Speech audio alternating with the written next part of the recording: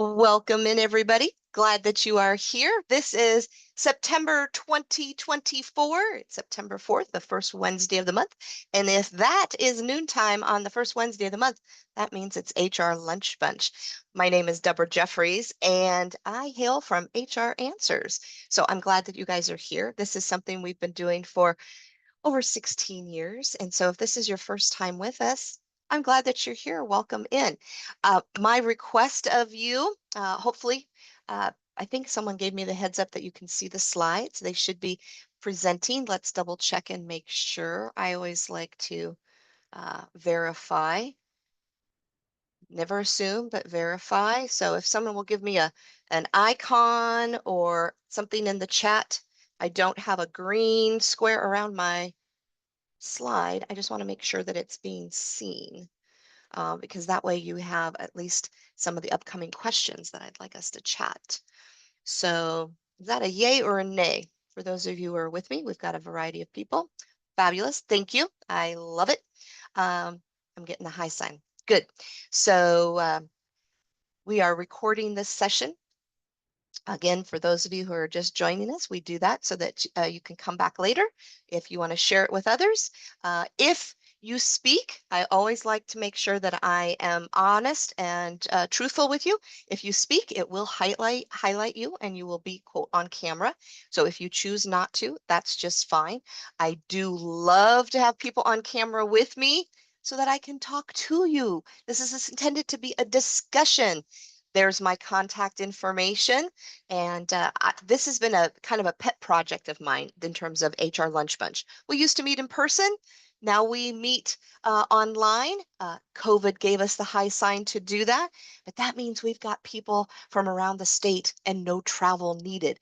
I pick a variety of topics. Sometimes I have guests that join me. And so please feel free if there's a topic that you think would be helpful, useful to you, you want to chat and learn more about, send me your ideas because I can use all the help I can get from others. So if you're not familiar with HR Answers, we're a consulting and training firm. We've been around just under 40 years. I've been with the firm for over 30 of those and counting and counting and counting. And so I love having some of my friends and associates and networking group join me because I know some of their names and I think there's a whole bunch of newbies here. So again, if you are the first time you're joining us, my goal really is, again, to have a discussion. So I encourage you to share your ideas, questions, what's worked, what's not working, where have been some of your pitfalls. This is where we get a chance to network. And you didn't even have to travel to do it, but you get a chance to meet other people who are in HR, maybe they're in other roles and responsibilities. But again, I've got the chat box open. Feel free to connect and network with others. And let's talk, let's have some fun, let's learn from each other. And again, I encourage your participation. So let's talk a little bit about diversity, equity, inclusion, belonging, um, engagement, trust, interaction, connection. These are things that don't just happen in our workplace. And my one word mantra, and this truly has been true.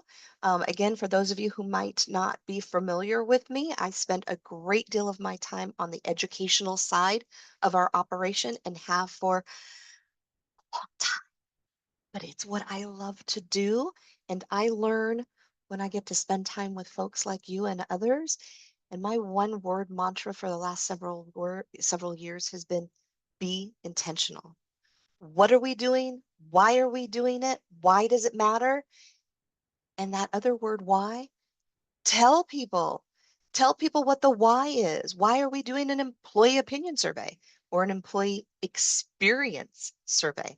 Why are we doing exit surveys, exit interviews? Why are we doing stay interviews? Why are we doing what we do? Why are we having a change or a transition? Why is diversity so important? Why is equity part of our core values? Why is inclusion something that isn't just a manager or supervisor responsibility? It's an everybody kind of activity. I'm not telling you anything you don't know. employees at all levels want to be seen, want to be heard, want to be valued, want to be valued for what they bring to the table, their contributions. They want to be recognized for the contributions and achievements. I don't care how old you are. I don't care what your gender is. I don't care what your job is. Everybody, everybody, I think those are basic human needs. So let's talk about a couple of key questions on what we're doing and how we're doing it in our workplaces. So sometimes if you've been to this program, I have some key information or I have some stats. I'm more than happy to share information with you post program. Today, I am truly all about the questions. I am so much about the questions. I don't have any other information pre-planned for you because this is all about us having a conversation.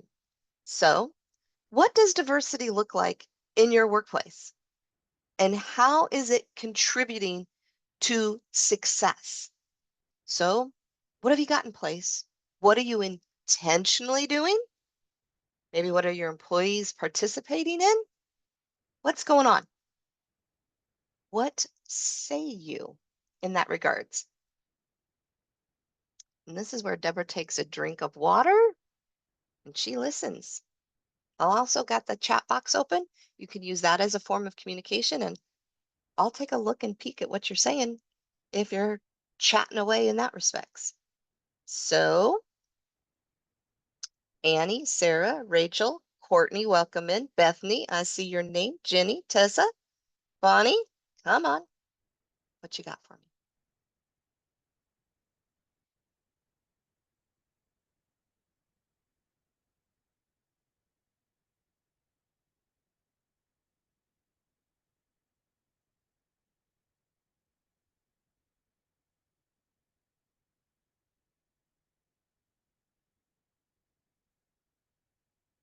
I can go. Yes, please. Welcome in. Thank you. My name is Kwame, and I work at NOAA. And Cindy has been good addition to let me know about this wonderful session to have today.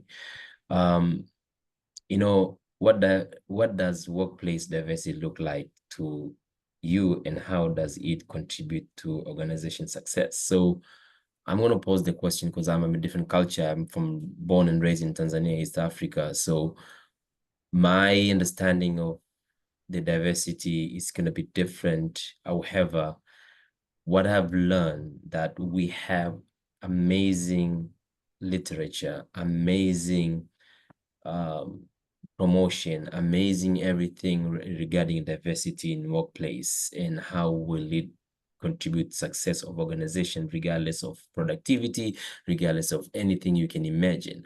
However, my struggle is we have all these amazing rules and laws. However, we don't implement it. Right. So that's why I'm raising back to you guys that, okay, fine, we know how success diversity can contribute to organization. However, do we practice it? Especially people who have power, they still want to hold that power.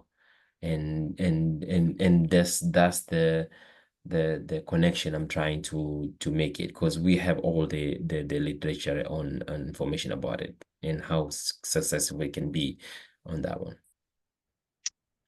Great observation. Yes. Up.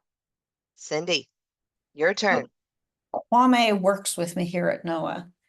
And we've had DEI work for a number of years. I used to lead it solely, and then I had somebody else join to help me, and he just retired. So Kwame's brand new to helping lead our organization. So Kwame, I have a question back to you to say, what do you see that's available that's not implemented?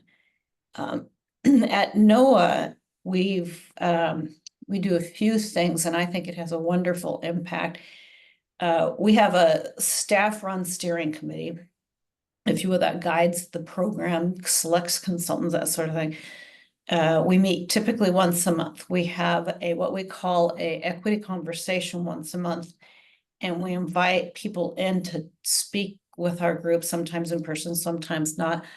And then we have a library that we buy quite a few books, which is really kind of cool. That one's kind of the part I don't like, or I'm kind of frustrated with, because we have this library and literally no one uses it, but we keep buying books, hoping that that will have some impact on it. So I'm very much looking forward to Kwame and his input, because he will have a different view of what we do and what we should do and what we have or have not been doing.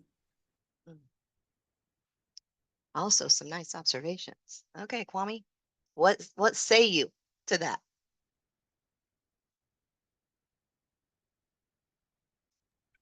I'll let people chime in before I chime my observation. I like it. Someone else asking you guys for your feedback. Kwame, the comment you made really gets to the heart of, I think, one of the struggles that we talk about. And there is all the data and there's all the literature out there, and you can't just put that in front of someone and expect that they're going to absorb it, understand it, internalize it. I think there's a lot of work that ends up being one-on-one and very interpersonal with individuals to help them understand diversity in all its different aspects, right? Whether it's understanding how to work, like helping a manager understand how to work with someone who has a disability. There's all kinds of stuff that it's going to be so individualized, and you can't just go, here's all the data and expect that people are going to understand it and internalize it for themselves. So I think that when you made that comment, that's something that's the biggest challenge, is how do we get people to live that and to really understand it? So thank you for that. I like that. Live that and understand it.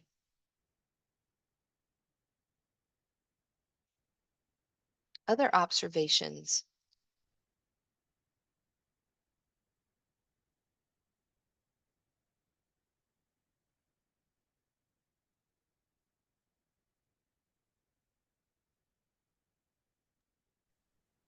So to since everybody's quiet and it's gonna be me, Cindy, and you, but thank you so much for the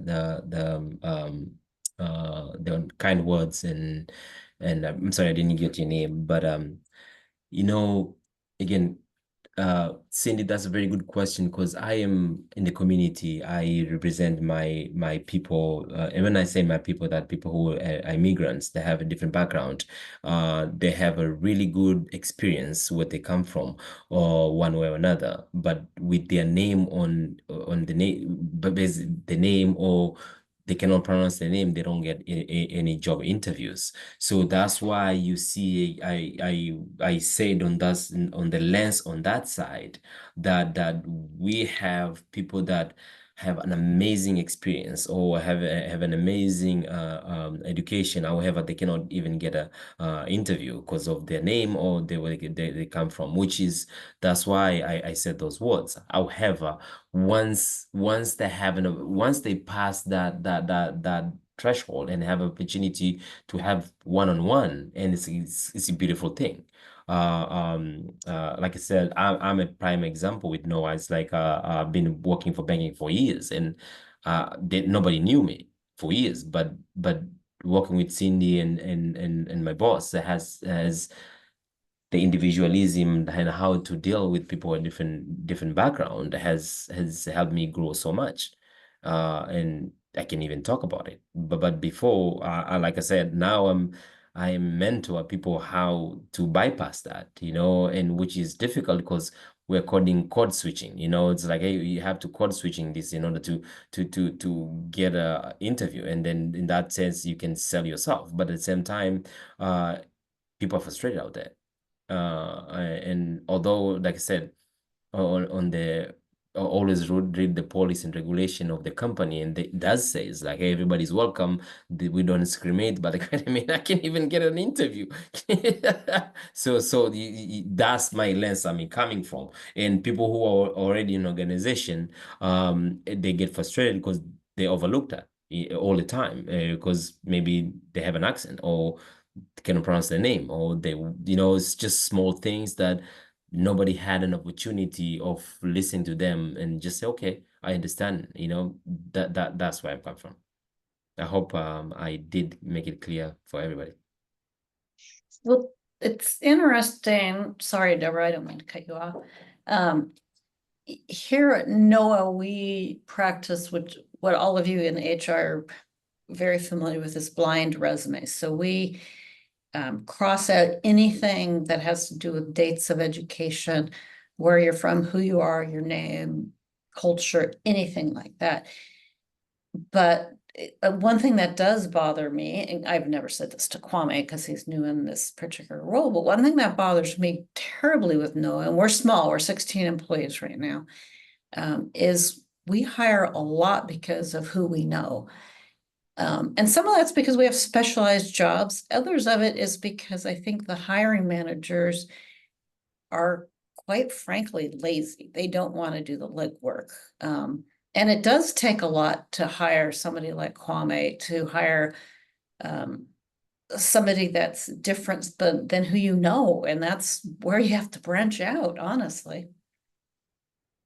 And the thing I was going to share with you, or one of the words I was going to use, was being kind of this element of growth minded, from the standpoint of one, willing to learn, and in some respects lean into, and this is my word, no one has said this word, but is there also potentially an element of fear or discomfort of the unknown, unfamiliarity with, when we think about even kind of the second question on the slide here? And I don't know that we're really ready to jump there, but maybe we are. What's your level of cultural competency? Are you comfortable in some respects just working with people who are different than you?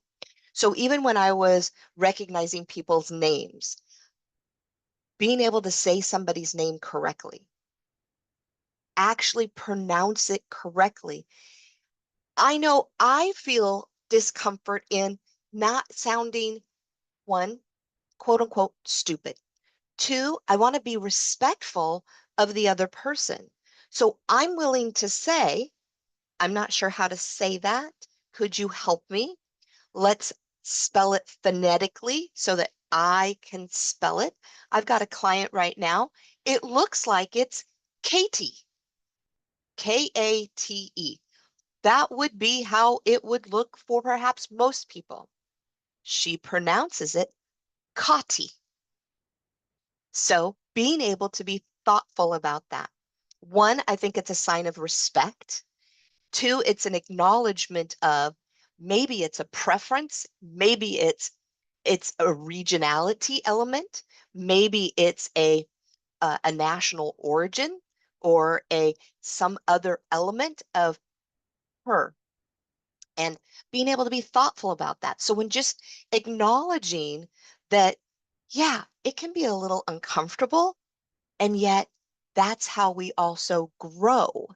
And when you think about that comment about managers referring people that we might know or that someone knows, well, that keeps it very insulated, and that doesn't push the boundaries. And so being able to think about, truly, where are we not jumping outside our box?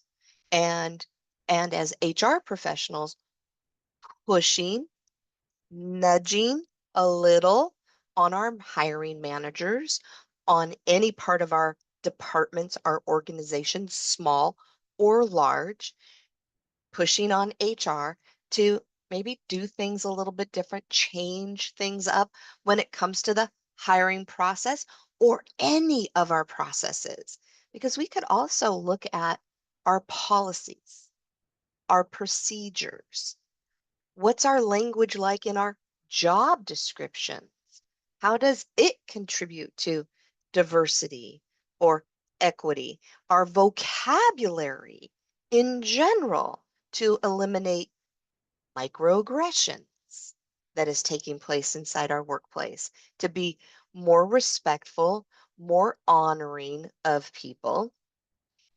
So the comment that Shoshone, I hope I'm not saying that right, mentioned was, how do we live that? So tell me whether or not any of you, here's kind of a sub question. How many of you have perhaps on your, if you're doing these, like performance reviews, if you're doing like annual reviews of some sort, whether they're quarterly, every 6 months, or some kind of annual check-in with folks, do we have on our performance review form an element of, are we attaching DEIB J? We could add all the initials to our process here. Is it part of our core values? Is it part of our performance review? Questions, feedback to employees? Are we managers and supervisors walking the talk? Are we providing employees with feedback around these things? Do we evaluate people on these areas as a way of living, breathing, walking, talking this conversation if we're saying it's important? And Bethany says, yeah, what questions are popping up? What does that look like? So, anyone? This is a great thought process, I think.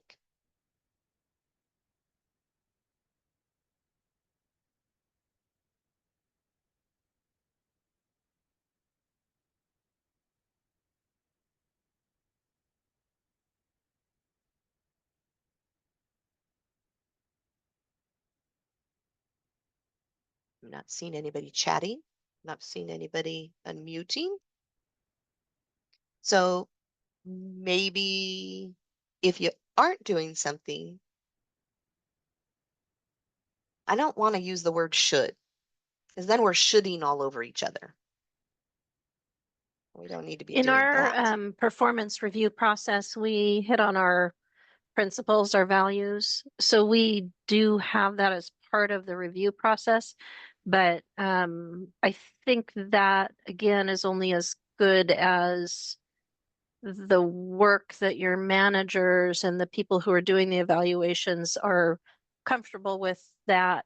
And have you created a safe environment for the employee to be able to respond to that as well, and raise any concerns or talk about how they would like to see things different? And can that manager speak to that, or are they seeing it in the same light? Mm-hmm. Mm-hmm.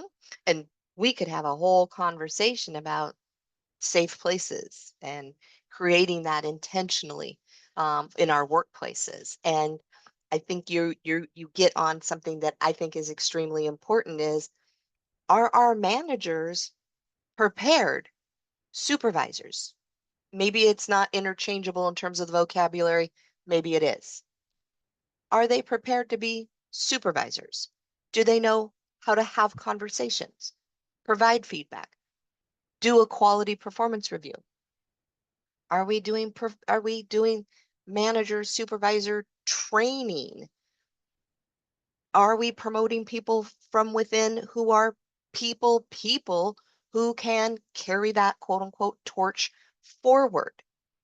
Because if we don't have the right people in place, then doesn't that kind of give us an uphill battle? I mean, in my opinion, they're a bit of an extension of HR. HR cannot be the moral compass, the compass of everything. Let's be serious. I think managers and supervisors are a foundational piece of our operation. And this is them with their people. So you're right. We're only as good as they are in creating trust and comfort for people to have a conversation. And I think you bring up a good point. What are all the channels we are offering to employees, we've put in place for employees to share? Because I think some of our potential concerns out there, not just in the DEIB space, in general, employees have been talking to employers for years. And some of the transitions or some of the struggles that some employers are having, I think is because we actually haven't been listening to employees. They've been talking, and some of them they turned into quiet quitters, which has been a thing for forever. It's not a new thing. We just gave it a good name, or maybe not such a good name, depending on your point of view. But they stopped talking, or they started talking to themselves, or they actually started talking on social media, and they aren't talking to us like we need them to. What are all the channels? And feel free to put it in the chat box, and people are chiming in there. So if you don't have your chat box open, please feel free to open that up. But what are all the channels you're using to get information from employees for them to speak up, anonymous or otherwise? What have you put in place? I have one client who's currently working with, that I'm working with, and information became very publicly shared on Slack, and that's caused some challenges because that probably is not information and struggles that should have been shared in that realm. And so they're not exactly playing nice in the sandbox. So conflict is a concern. Well, we're not really honoring each other, which I think is a little piece of that into diversity in terms of their conflicts. However, they've got other challenges too.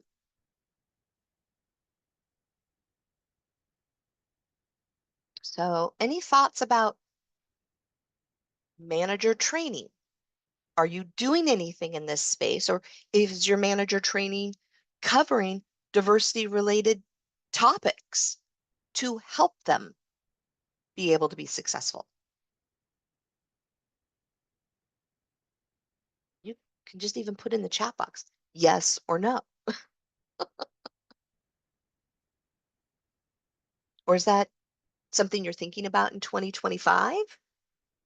Or even training in general? I mean, if we talk about cultural competency or sensitivity or awareness, is that training you've been providing like a lunch and learn outside of a resource library or things like that?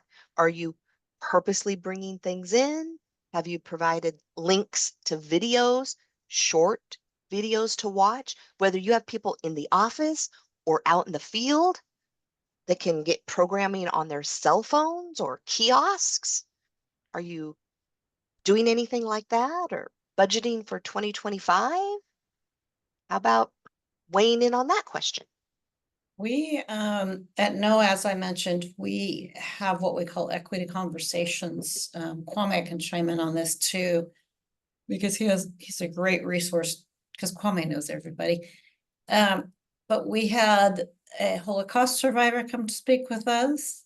We had somebody who's of the Muslim tradition who started out in Idaho in the Mormon tradition. We have had people who started their own nonprofits to help people of certain disadvantages or unrepresented, home repairs, for example. And we have done professional training for all of we only have 3 managers. We have our executive director, we have me, who I technically only supervise one person and assist Kwame. And then we have another manager who manages everybody else, which I think is lopsided. But so we train everybody at once, and Kwame and I are actually, Kwame has a acquaintance who we're trying to bring in to do training on DEI related things. But the problem we face, quite honestly, is the cost. The cost to do a 1-day training is our entire DEI budget for the entire year. And so we tried having employees lead sessions, and it worked out really well, but I'm with Kwame, I lean with Kwame that I really would like to bring some professionals back in, bring some new blood, if you will. One observation might be whether or not, if any of you have like an employee assistance plan, whether or not there's any training in this space that an employee assistance plan might have. So a lot of times those programs, if you have an EAP, they do have some programming that is part of their repertoire. And so you might check and see you're already paying for the services, and they have some like brown bags, or they have programming that they're already doing at specified times, and see whether or not there's something in that space. I also, and please weigh in, put things in the chat box. Feel free to unmute yourself here. I think there's also the potential for anything that's might be online regarding TED Talks that might focus on a particular area. And oftentimes they can be short tidbits, or they can be the longer version. And you can have people watch those or bring those into a supervisor meeting or something along those lines, if depending on what you have already established. And it looks like Kylie. Is it Kylie or is it Kaylee? Kaylee? Because if there's an A, Kaylee. It's Kaylee, thanks. Kaylee, you chimed in. Tell us a little bit more about that, if you would, pretty please. Sure. Yeah, we're, like I said, we're a group of therapists, and so we do provide cultural competency training, and everyone is required to have it to maintain their license, which I think is good. But we are sometimes struggling with we sometimes are struggling with getting staff to do more than like the required training, or we're getting requests for like more in-depth training. I feel like multiple people have kind of gone through the basics several times and are like, well, if I'm going to do more training, I want something like more advanced or more specified. And so we kind of struggle with like what to provide that meets everybody's needs, if that makes sense. Absolutely. Well, and I don't mean to sound, I don't even know what this is going to sound like. Let's just be authentic here. Oh, that's okay. No, it's just, sometimes employees, just like sometimes some of my clients, they want something, but it's like, you figure it out, HR person or whatever. And it's like, no. I actually have one client who asked me to come in and do, quote, harassment training for them, because I do a lot of annual, quote, I call it respectful workplace training. However, it's really, hey, don't harass your coworker is really what it is. However, employees wanted some very specific areas of topic covered. And for them, it was a lot about LGBTQ plus, because they have a huge population in their employee base. And they wanted to make sure that certain areas or questions were addressed because they have questions and it's to meet their needs. So we talked a lot about that in advance, but it came specifically from the employees. And whenever I do a program, I create content and give it to a client to review in advance. That particular organization gave it to the employees specifically who asked and wanted certain things incorporated to help meet the needs of the employees, and said, is this in the right direction? Is she going in the right areas based on your questions and your concerns? And we created dialogue around that. And so the answer was yes. So one of the things in terms of what is it you're specifically looking for when you say you want more or more in depth, what does that mean to you? Because otherwise we assume, or we think we know, or based on our interests, or.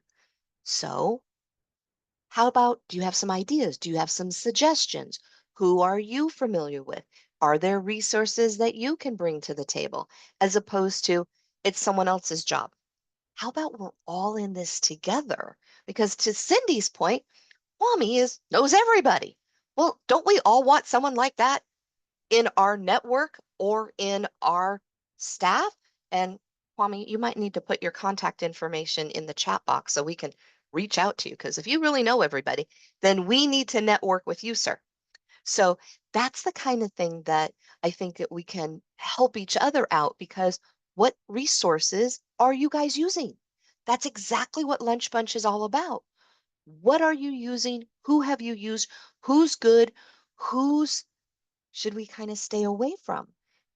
This kind of topic, my impression from many has been you can have the hardcore, we're going deep, we need to shed layers, you need to understand, and you can have surface, I want to have people be a little bit more aware, and anything in between. I've had some organizations that I've had exposure to that said, we've been burned by somebody who came in too hot, too heavy, too much. They made people feel uncomfortable and embarrassed and shameful. Well, that's not going to help us feel safe about having conversations that already make us uncomfortable. So being able to think about when people have had exposure to someone who made them feel comfortable asking questions. So being able to tell me, what are you looking for out there? What would work? So I strongly encourage you, let us know who you've worked with. Who's been a good source, or where have you gone to do some of this programming? Because I think there's value. I think there are a lot of people who want to know more. And yeah, it can be a little uncomfortable and a little scary. And I'm going to suggest lean into it, because guess what? We all need to lean into the discomfort. That's how we actually get stronger. So, and I'm glad you like the idea of a kind of a, lunch and learn, small, small bites. Oh, look at that. You could call it small bites over, the course of a lot of time. It's, it's digestible. Yeah, I like that. Thank you. No, I appreciate you asking the question and sharing information. Others, it's your turn to weigh in. Come on now. What have you got for us? I mean, let's move to question 2. Cultural competency, sensitivity. What does that bring to your workplace? How can it help? What benefits does it bring us?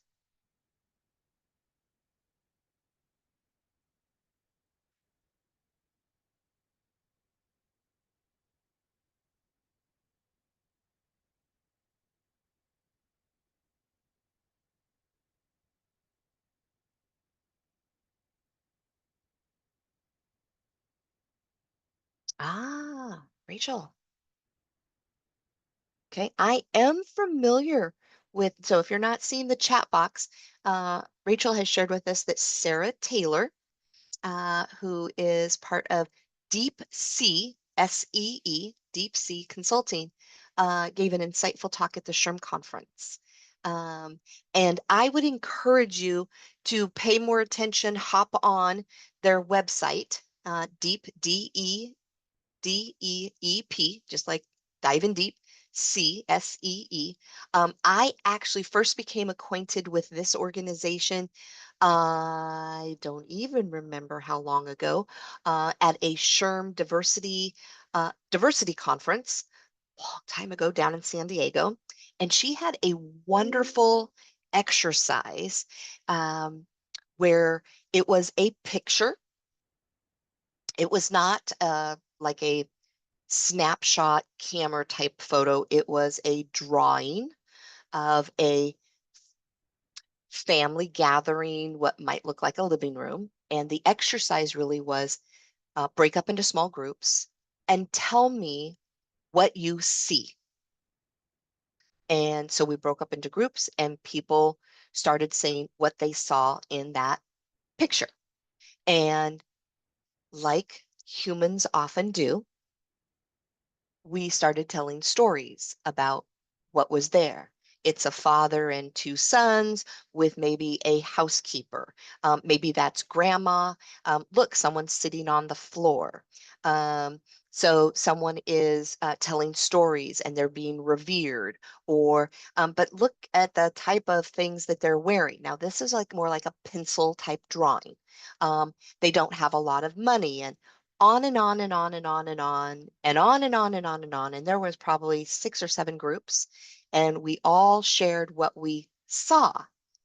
A few of us were like, we see X number of people in a room, could be a living room. It could be an outdoor patio. There looks like people of varying ages. So we tend to add things to our quote examples or storytelling or whatever. So when we see things, what are we actually seeing when we have conflicts or when we see people? Do we judge a book by its cover? So they had some just wonderful exercises. And so I would encourage you to learn more about them and what they can bring to the table and what they might have on their website that you can use at maybe no cost. Who have you used before? Someone said Emily is it Purry? Purry of Purry Consultants. Spoke at the BOLI conference, BOLI, for those of you who might only be listening to this, at the 2023 conference that was last year. Her session was on the humanity of the ADA. Americans with Disability, and it was excellent. Wonderful. Now, she may or may not be a returnee presenter at the 2024 conference, and that one's coming up at the beginning of November. And if you have not ever attended the BOLI conference, it is online only these days, so it's a webinar over the course of 2 days. I can give you actually specific dates for anybody who might be interested. Cindy, I think you've attended that before, have you not? No, you haven't? Okay. I have I don't had think I have, but I would love to. I would strongly encourage anybody and everybody.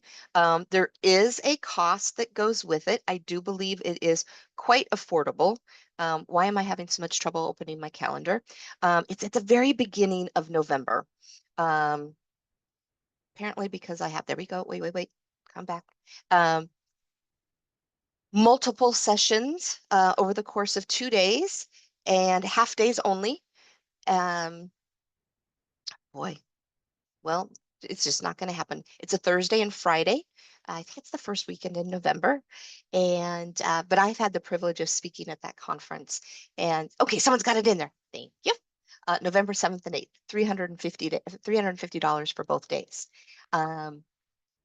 They have hundreds of people who attend. And I mean like 500 to 700 people who are attending this virtually. And there's a lot of good information there. It's hard you have to pick and choose what sessions you want to go to because they have a couple running simultaneously. So Emily Purry, Purry, would be a good option. So, and Cindy also says, oh, so you've heard of them, or Future Work Design. Future Work Design. They were excellent. Just before and after COVID was a resource. Okay. Future Work Design. I like it. Okay. So do we think, my third question that we have on the slide, how can diversity in leadership teams positively impact our organization from a cultural standpoint, but also in decision making? Have we, and I know Cindy, you said you have a group that meets on a pretty regular basis.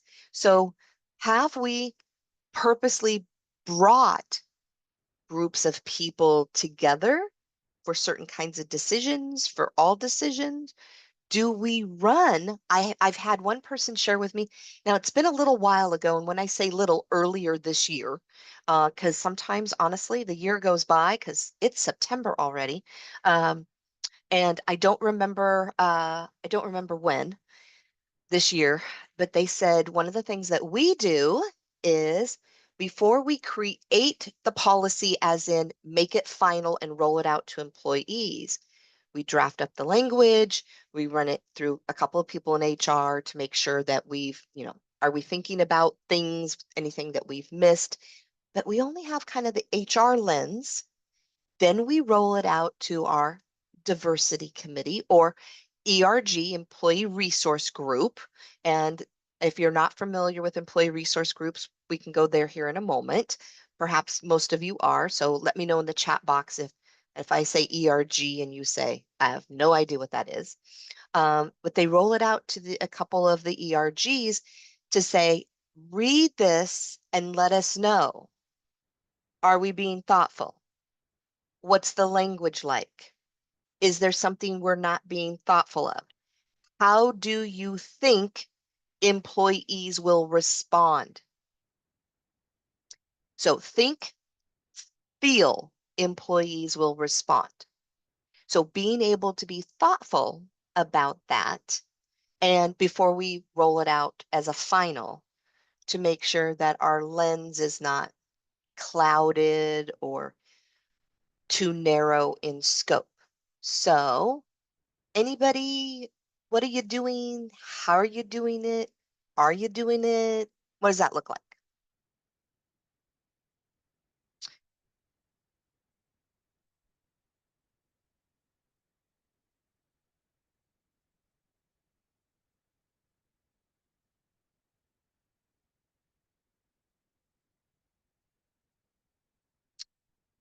Maybe a little bit of a refinement of the question, if anybody's typing things in. Have you talked about that's something we want to do, is incorporate more employee feedback or employees weighing in? We just haven't gone there yet. Is that more of a thing? We have two examples. I feel like I'm hogging the camera. Kwame, you can come back.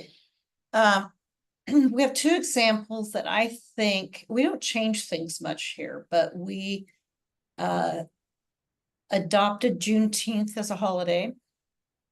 And on a different occasion, we removed Christmas as a holiday and added a personal day. And there's another one, isn't there, Kwame, that we just, Indigenous Peoples Day, that's what it was. Yes.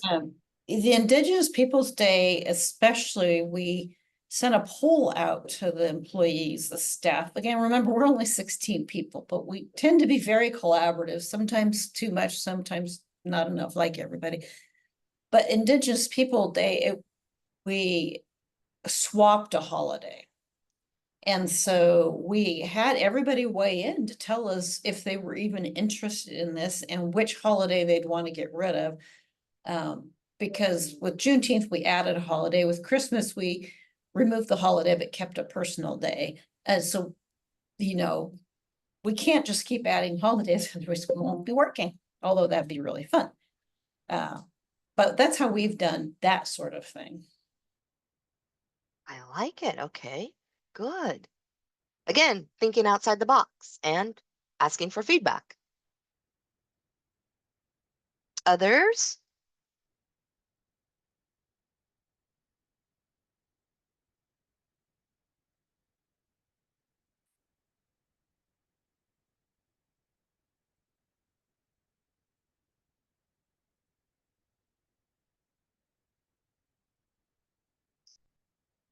If people are typing, feel free to keep typing.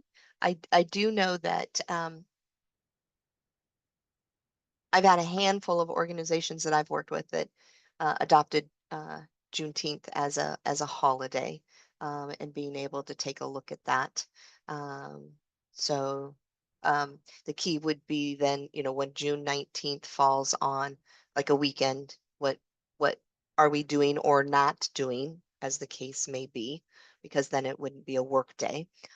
So being able to think about those things in advance, and being able to think about, I really like, and I'd love to hear from other people who have opted for Christmas, quote unquote, not to be a holiday, or that people can, quote, take a personal day.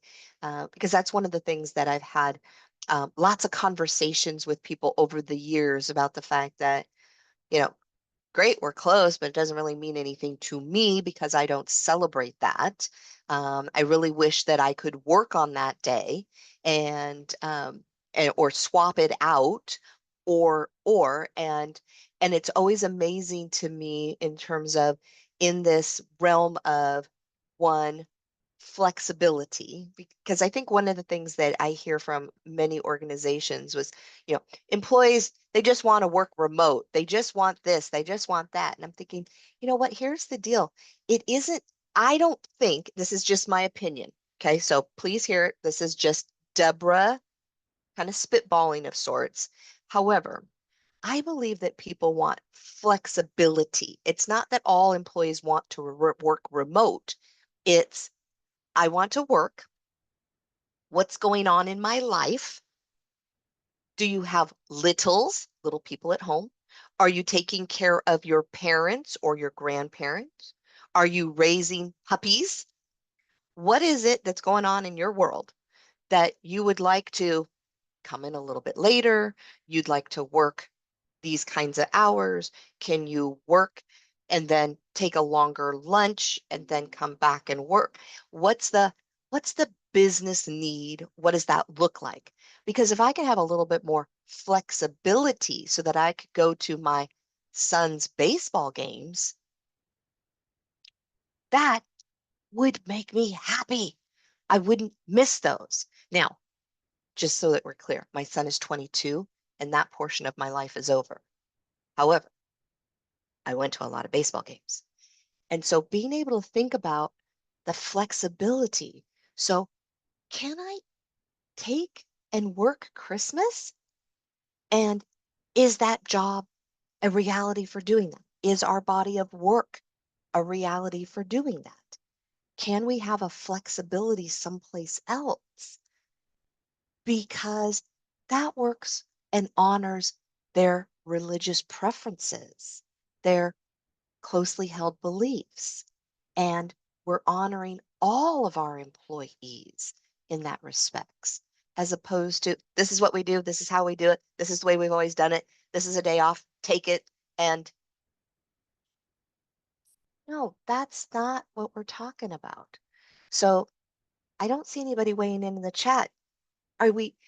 Have you talked about it? Have you proposed ideas? Have you had employees make recommendations? Because one of the things I'm big on is no whining, no moaning, no complaining, no groaning.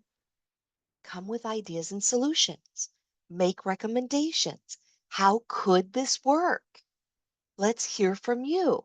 Because sometimes you're like, no, we can't do that. No, they'd never go for that. Whatever it might be. And the answer is, what if all the employees got together and like, well, if I covered for you over here and if we did this over there, wouldn't that work? They did it. They came up with it. More likely to buy in on it, more likely to follow it. It's working for them. And if it still meets the business need, and that's the goal, work still needs to happen. Business still needs to take place. We still need to reach our numbers. Does this offer still make all that happen? Can we get there? And that's working with our managers and supervisors. That's them coming. Now, can we alter that policy? Does that make sense? Is that them weighing in on the decision making, proposing new offerings? Now, I'm not asking you to, violate any laws, right? Not asking you if any of you have collective bargaining agreements. No, no, please hear me. We're not doing that. Okay. Just what box can we jump out of and maybe think about it a little differently? Now, to the individual who said, ERG, what the futon is that? Okay, ERG, Employee Resource Group. So the premise behind that is really that we can have different groups or different connection points to aid employees to learn or support any kind of group. Now, typically from a diversity standpoint, it would be with the understanding that anybody can join an ERG. So if we had a group that was for people of color, we had a group that was only for Jewish people, the answer is no, no, no. We want to support that, and yet anybody could join. So the idea is that people oftentimes want to be part of something where they feel that sense of connection or belonging. Well, I do think that that is important when we talk about someone said, we offered the job to somebody, which means we said yes to them. Well, we need to keep saying yes to them. Well, they said yes to us. Now, I don't necessarily suggest that you all utilize this language because I don't know that it's exactly HR PC. Okay. But we're now dating. You said yes, I said yes, and we got to keep this relationship going. We have to work at the relationship. So, what are we doing to make sure that people feel that sense of connection and that belonging? That's an everybody responsibility in my mind. So, ERGs are one way of that being able to be a reality. But if I want to join every single ERG the organization has, I can do that, or I should be able to do that, so that I can be and learn more about what goes on, more about that culture, more about that grouping, more about anything that that group offers. And it can be a cooking club, it can be a book group, it can be in anything. So you can Google ERGs and learn a little bit more about perhaps how to set them up. You can have employees drive those. They don't have to be HR specifically under their realm, as it were, but you do need to probably have some key guidelines and understanding about what we do and how we're doing it as inside your organization. So if anybody else wants to weigh in about if you have an ERG or if you're willing to share your guidelines of an ERG, then I would encourage you to do that or speak up or put something into the chat box for folks. They can be a wonderful resource, one done well, and not to alienate groups or individuals, because otherwise we're doing exactly the opposite of what we're intending to do in that respects. Okay. So here's the deal. We're about that time, and I want to be able to honor your thoughts or your time frame, your calendars. So I would ask you to think about, so what's next for you, for the organization in terms is there anything else that you're gonna start thinking about working on? Did this generate any ideas or suggestions? Is there anything you want to share with anybody else inside your organization? Now's as good a time as any to be able to do that around this topic. And if you have specific questions, let me just say, I always hang out and I'm the last one in the room. So I'm happy to do that. And again, first Wednesday of every month, we are here unless it's a holiday. We meet at 12 noon Pacific time, same back channel as it were. And next month, we're going to talk a little bit about women's health, and we're going to talk about menopause in the workplace and how much of an issue, challenge, concern, how much of an impact it is really having in our workplace. women make up more than 50% of our workplace, and health issues are a big deal for everybody. And this one, I actually wanted to talk about it last year. It's only taken me, 9 months to get there. But the answer is yes, it would be October 2nd. So if you're game, I'll be here. And this one, I will have a lot of data for you. I've been doing some serious research. So, but we still will have a discussion and have you weigh in. Are we talking about it? Are we doing anything? What's going on inside your workplaces? And there will be some suggestions that might actually help you. So there you have it. I want to thank you for being part of this one. I really appreciate it. Glad that you were all here. Hope that we'll see you again in the future. I'm glad that you got some great ideas. Thank you for weighing in on the chat on that. That's what this is all about. And I'm just glad you were here. Again, my name's Deborah Jeffries with HR Answers. And again, I'll be the last one in the room if you want to hang out and chat a little while or network with each other. Thanks so much. Take care and have a good rest of your day and month.